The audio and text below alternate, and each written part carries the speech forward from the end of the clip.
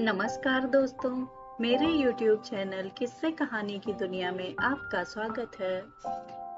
आइए सुनते हैं सिंहासन बत्तीसी की 11वीं कहानी त्रिलोचनी पुतली की कथा।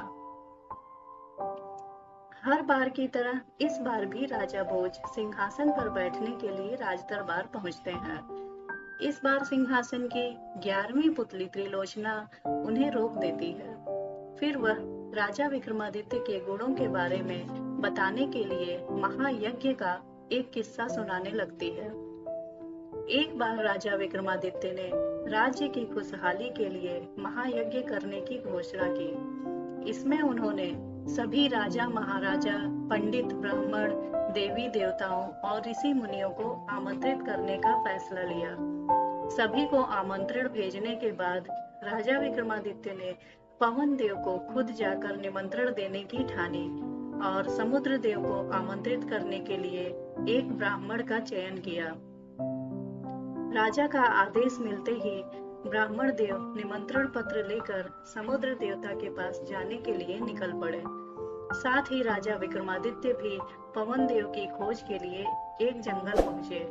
यहाँ उन्होंने कुछ दिनों तक ध्यान लगाया ताकि उन्हें पवन देव के बारे में कुछ जानकारी मिल सके। माँ काली ने उनके ध्यान से खुश होकर राजा विक्रमादित्य को बताया कि पवन देव सुमेरु पर्वत पर रहते हैं। पवन देव के बारे में पता चलते ही राजा ने बेताल को बुलाया।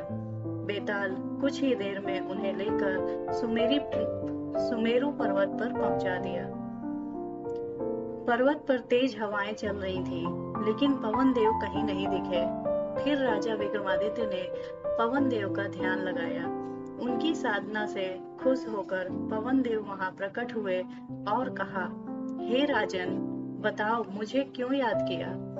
जवाब देते हुए महाराज ने कहा, हे देव, मेरी इच्छा है कि आप मेरे राज्य में होने वाले महायज्ञ में आए। यज्ञ का निमंत्रण देने के लिए ही मैंने आपका ध्यान किया था। राजा विक्रमादित्य की बातें सुनने के बाद पवन देव ने मुस्कुराते हुए कहा कि वह यज्ञ में नहीं आ सकते। राज्य में उनके आने से भयंकर तूफान आएगा, जिससे सब कुछ तबाह हो सकता है। पवन देव ने विक्रमादित्य को समझाते हुए कहा कि वो संसार के हर कोने में मौजूद हैं। उनके यज्ञ में भी वो उपस्थित रहेंगे, लेकिन अप्रत्यक्ष रूप से। पवन देव ने इतना कहने के बाद राजा विक्रमादित्य को आशीर्वाद दिया कि उनके राज्य में कभी सूखा और अकाल नहीं पड़ेगा। साथ ही इच्छाओं को पूरा करने वाली एक कामधेनु गाय भी उन्हें दी और वहां से चले गए। उसके बाद राजा भी बेताल की मदद से राज्य वापस आ गए। इधर राजा पवन देव से मिलकर लौट आए और उधर समुद्र देवता से मिलने के लिए ब्राह्मण कई मुसीबतों का सामना कर रहे थे। जैसे तैसे वह सागर के पास पहुंचे और समुद्र देवता को कई बार बुलाया, लेकिन समुद्र देवता प्रकट नहीं हुए। ब्राह्मण देव भी थकने वालों में से नहीं थे। वो बार बार समुद्र देवता को बुलाते रहे। उनकी पुकार से खुश होकर समुद्र देवता प्रकट हुए और ब्राह्मण ने विक्रमादित्य के महायज्ञ के बारे में उन्हें बताया। निमंत्रण मिलने के बाद समुद्र देव ने कहा कि उन्हें पवन देव से इस महायज्ञ के बारे में पता चल गया था, लेकिन वो यज्ञ में नहीं आ सकते। उन्होंने बताया कि अगर वो प्रत्यक्ष रूप से वहां आएंगे तो पूरा राज्य बह जाएगा। इसी वजह से वो यज्ञ के दौरान जल की हर बूंद में अप्रत्यक्ष रूप से मौजूद रहेंगे।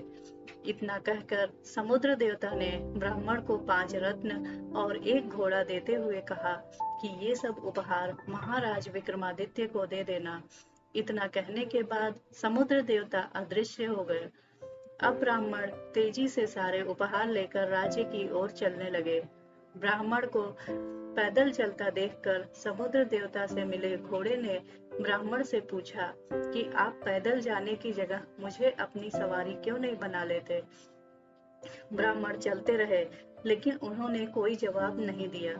इस पर घोड़े ने उन्हें समझाया कि वह राजा के दूत हैं, इसीलिए उपहार का इस्तेमाल कर सकते हैं।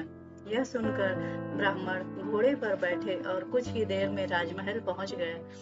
राजा राज दरबार पहुंचते ही ब्राह्मण ने सारी बातें महाराज विक्रमादित्य को बताई। साथ ही समुद्र देवता द्वारा दिए गए उपहार भी उनको दे दिए। राजा ने खुश होकर कहा, आपने अपना काम बहुत अच्छे से किया है, इसीलिए इन सभी भेंट को आप रख लें। ब्राह्मण घोड़ा और रत्न लेकर खुशी खुशी अपने घर को लौट गए। इस कहानी को सुनाने के बाद 11वीं पुतली सिंहासन से उड़ गई। दोस्तों, इस कहानी से हमें यह सीख मिलती है कि कोशिश करने से हर काम पूरा हो जाता है।